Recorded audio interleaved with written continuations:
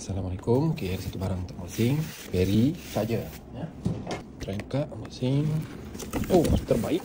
Dia dah siap ada bag bagi. Okay, ni kabel dia, manual instruction. Okay, ni dia punya tapak stand kat wall dindingnya. Okay, ni charger dia. Yang ni type 2 punya charger.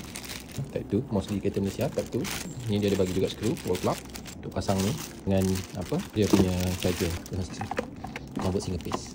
Okay, jadi saya terus try. Kita buka charging speed dia. Ini saya ambil ni yang model 7 kW je. Sebab EV yang ada ni 7 kW je. Dia ambil 7 kW untuk travel. Area mana yang ada CE plug ni, ada benda ni, saya boleh tumpang bayar sewa lah. Jadi rumah mentua saya pun, saya sampai, saya cucuk je ni, boleh.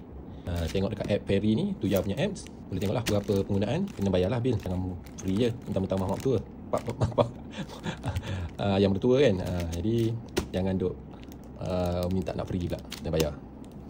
Okay, untuk pembelian boleh tekan button di bawah. Jangan lupa tolong komen, like, share serta follow. Terima kasih kerana support.